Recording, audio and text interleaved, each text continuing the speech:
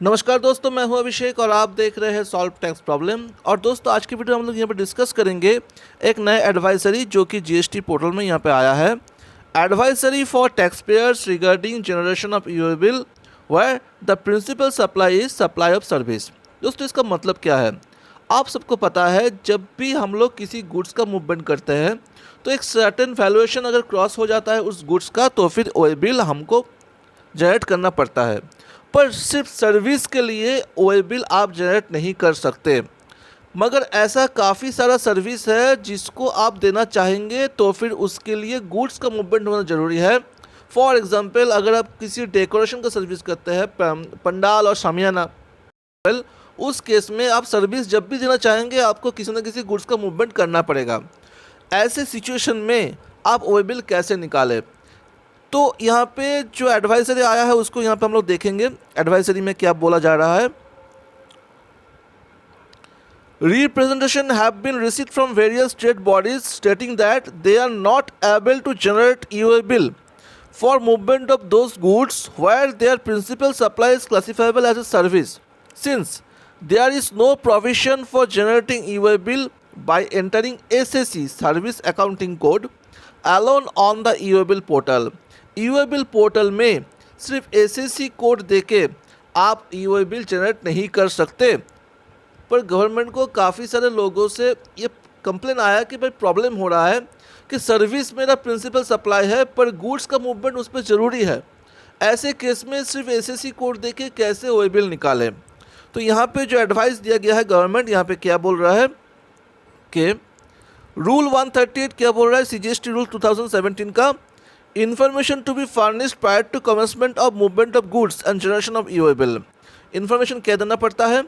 Every registered person who causes, ध्यान दीजिएगा इस बात को, who causes movement of goods of consignment value exceeding 50,000 rupees, thus e-way bill is required to be generated for the movements of goods only. यहाँ पे मैं only word add कर रहा हूँ।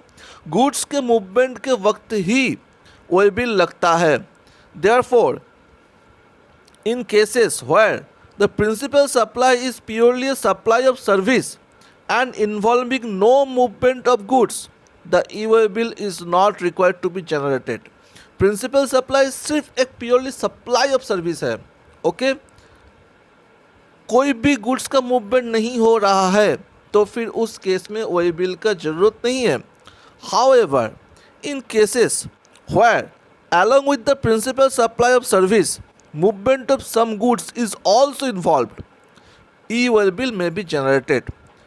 प्रिंसिपल सप्लाई है आपका सर्विस देना, मगर उस सर्विस को देने के लिए आपको कोई ना कोई गुड्स का मूवमेंट करना ज़रूरी हो गया है। ऐसे केस में ई-वे बिल जनरेट हो सकता है। कैसे हो सकता है? सच सिचुएशन में arise in case of supply of service like printing service, work contract service, catering service, pandal और सामियाना सर्विस एक्सेट्रा। प्रिंटिंग सर्विस बोलिए, वर्क्स कॉन्ट्रैक्ट बोलिए, कैटरिंग सर्विस बोलिए, पंडाल और सामियाना सर्विस बोलिए, इस तरह का सर्विस में विदाउट गुड्स आप कोई भी सर्विस नहीं दे पाएंगे। इन सच केसेस ई-वे बिल में be generated by entering the details of HSN code of the goods along with SSC code of the service involve. यहाँ पे क्या बोला जा रहा है? ऐसे केस में जब आप ओ बिल बनाएंगे, जो आपका सर्विस है उसका एसएसी कोड तो आप देंगे, उसके रिलेटेड जो वैल्यूएशन है वो भी भरेंगे, मगर जो गुड्स आप वहाँ पे दे रहे हैं, जिस गुड्स का आप यहाँ पे मूवमेंट कर रहे हैं, उनका भी HSN कोड दे दीजिए और उनका जो वैल्यू है वहाँ पे पुट कर दीजिए। इस केस में क्या होगा? आपको कोई दिक्कत नहीं होगा कि आप वो जो प्रिंसिपल सप्लाई आपका है, सप्लाई ऑफ सर्विस, आप ओ बिल आराम से जनरेट कर पाएंगे।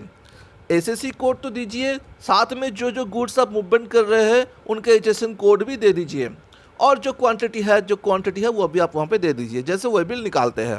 तो ये था एडवाइजरी, बहुत ही इंपॉर्टेंट एडवाइजरी था। काफ़ी सारा प्रॉब्लम यहाँ पर सॉल्व हो गया, क्योंकि जो लोग सोचते थे भाई मैं कैसे यहाँ पे ओ बिल निकालूँ, उनके लिए बहुत बड़ा एडवाइस है कि जब भी आप इस तरह का कोई ओ बिल निकालें, एसएसी कोड सर्विस तो दे, साथ में जो जो गुड्स मूवमेंट करे उसके साथ उसका भी HSN कोड डाल दे। तो ये था दोस्तों एडवाइजरी बहुत इंपॉर्टेंट एडवाइजरी। वीडियो को लाइक कीजिए, शेयर कीजिए वीडियो को, बहुत इंपॉर्टेंट वीडियो है। और सब्सक्राइब करना और बेल आइकन प्रेस करना मत भूलिएगा इस तरह का खबर जानने के लिए। थैंक यू दोस्तों, आज के लिए इतना ही। Have a nice day.